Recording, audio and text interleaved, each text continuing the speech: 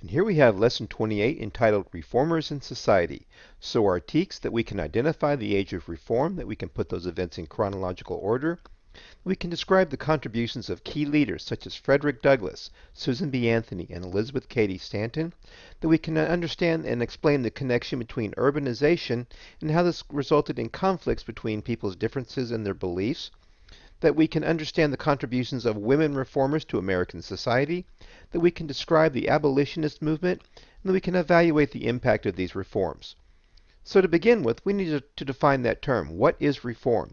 If you remember from the preamble to the Constitution, the term to form a more perfect union from the preamble.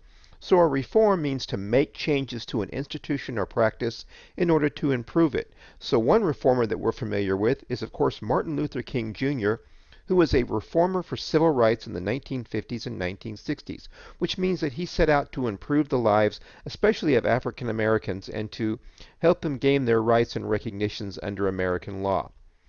So we're going to look at a group of reformers who worked long before Reverend King, and this group worked to improve social conditions and for those who had few rights and to solve social problems in America during the mid-1800s.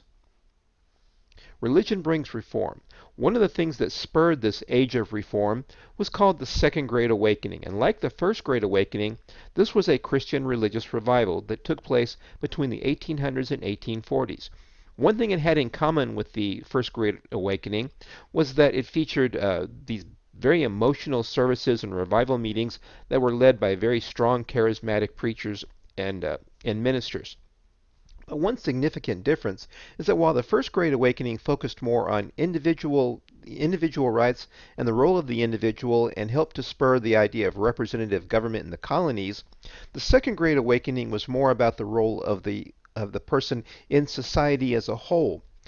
They preached that everyone could be saved, but they encouraged them to get out into society and do good works as part of their religion. So the effect of this was that it made working in reform movements an act of religious faith and devotion and spurred thousands of Americans of this time, and especially women, to participate in reform movements. So what were some of these movements? One of them was the temperance movement, which was a campaign against drinking alcohol. So temperance means to avoid or not drink alcohol.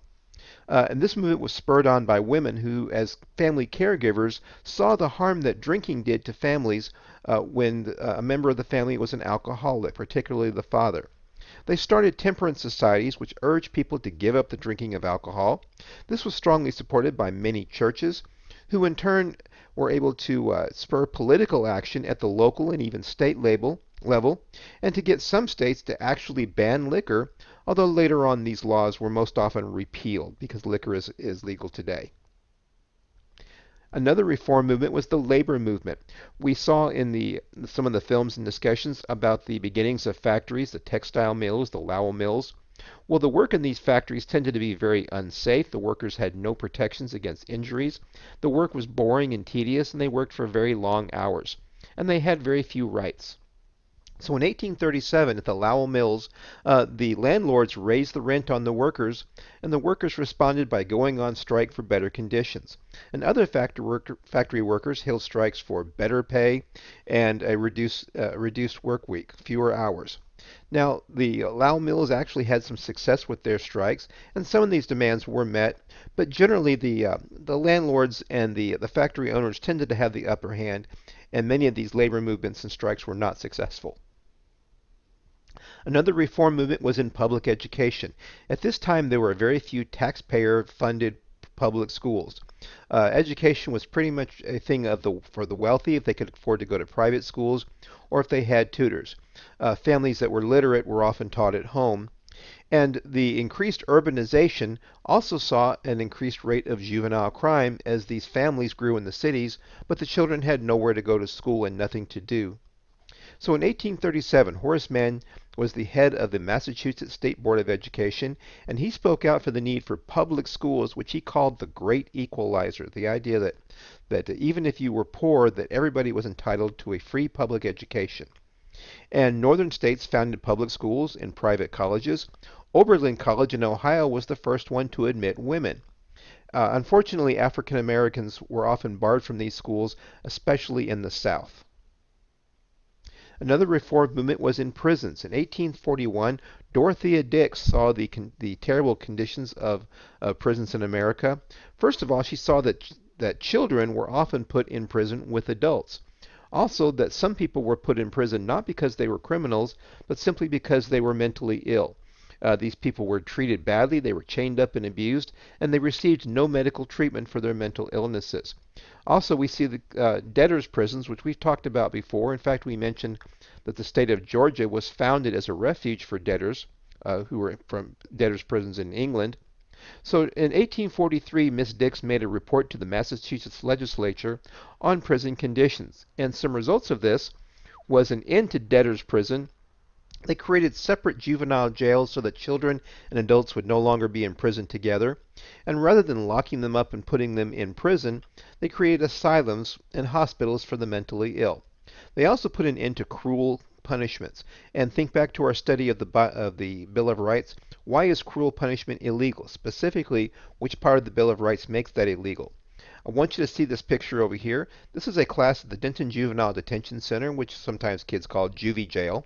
But the point I want to make here is that while these juveniles are incarcerated, they are in juvenile detention, that they still go to school every day, and that the Texas Constitution entitles them to a free and public education, even though they are currently in juvenile detention.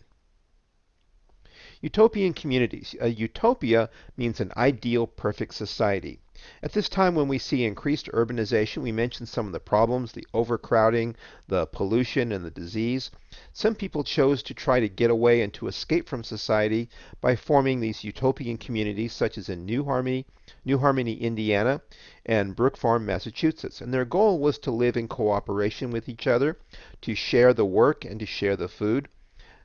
These only lasted for a few years because ultimately, human nature being what it is, the idea of cooperating and sharing and working together only lasts so long when there is no pay or reward seen involved and everybody is treated more or less the same. Then we see the Shakers. This is a religious utopian group. They believed in living a calm, simple lifestyle, again, to get away from the increased urbanization and chaos of the society as they saw it. They believed in equality for men and women, so in this way they were quite progressive and ahead of their time. However, they did not marry or have children, so the only way to build their community was to recruit new members. And because of this, the Shaker group did not last.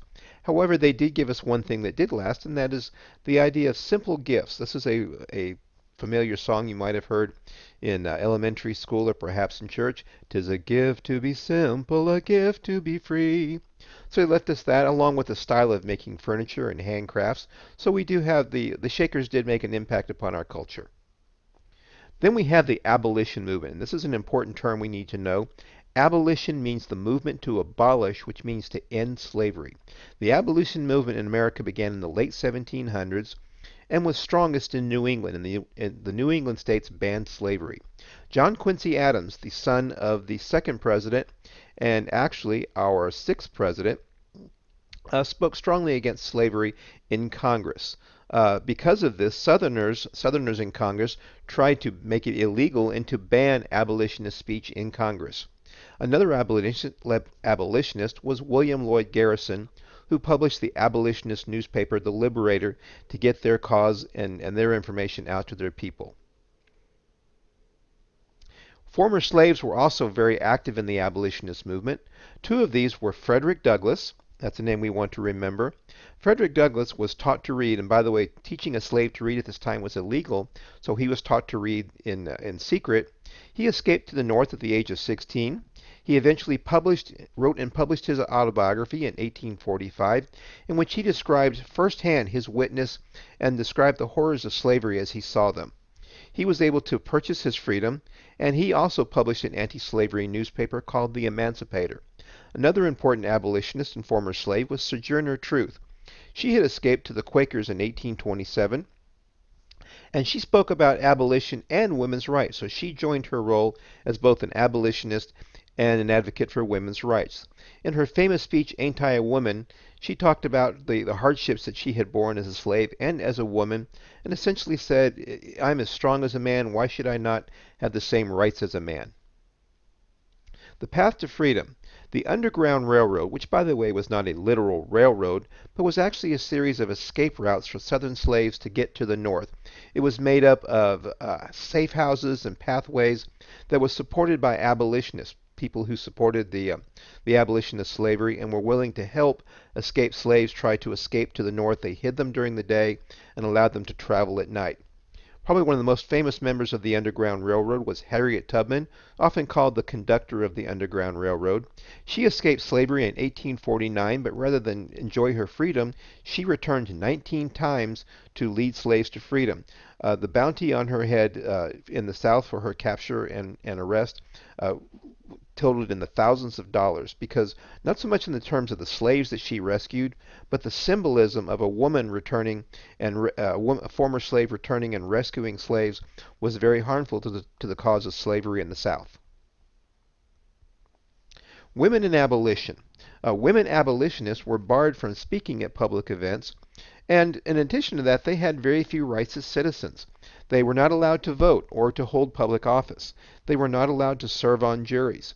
They had few property rights. In fact, if a woman owned property, should she get married, her property actually was turned over to her husband, and he had property rights. He had the right to determine what happened with her own property because she was his wife. And they decided to hold a convention for women's rights. Two of the leaders of this convention were Lucretia Mott and Elizabeth Cady Stanton. And this is going to lead to the Seneca Falls Convention in July of 1848. It's held at Seneca Falls, New York. While at this convention, the leaders wrote a document called the Declaration of Sentiments, which was based on the Declaration of Independence. When I say based, it actually used large passages verbatim from the Declaration of Independence, but it made slight changes to extend those rights not just for men, but for women. For example, we hold these truths to be self-evident that all men and women are created equal. And it did this, and it also listed their grievances, among those being that they wanted more rights, and especially suffrage. That's another important vocabulary term. Suffrage means the right to vote. This is a term we need to know, just like abolition. Another leader is Susan B. Anthony, who is active in the temperance and abolition movements.